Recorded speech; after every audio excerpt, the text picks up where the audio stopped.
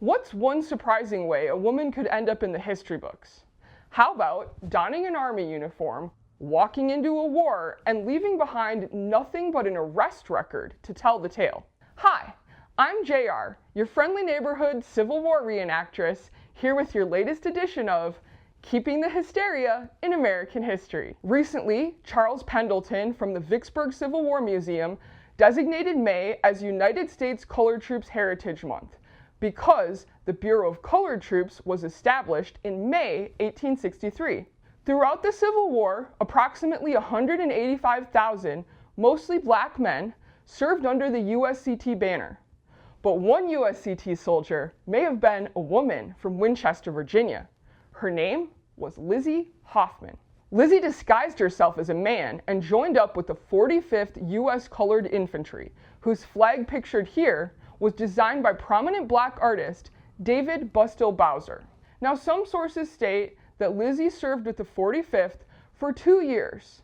However, her charge papers describe her as a civilian in uniform rather than as an enlisted soldier. Plus, when Lizzie was discovered on August 1st, 1864, the 45th was actually still being formed.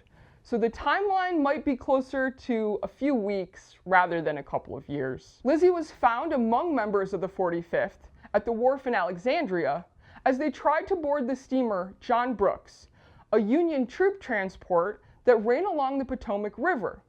So instead of traveling on with the unit, Lizzie's journey as a soldier was anchored at the dock. She was charged at the Central Guardhouse in Washington, D.C. for masquerading as a man, then forced into a dress. Lizzie's story has survived because her arrest record was preserved. But not every story is so lucky. In March 2025, Arlington National Cemetery removed its dedicated web pages to women's history, African American history, and Hispanic American history, citing compliance with executive orders. And that matters because when these stories lose their context, they can also lose their power.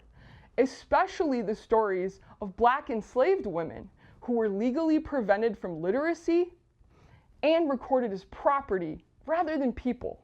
Arlington may be a cemetery, but they shouldn't be burying our history, which is exactly why we're grateful to the researchers and reenactors who highlight these histories, and we're grateful to you for watching. Now, what hysterical history will you help us preserve in our next edition of Keeping the Hysteria in American History?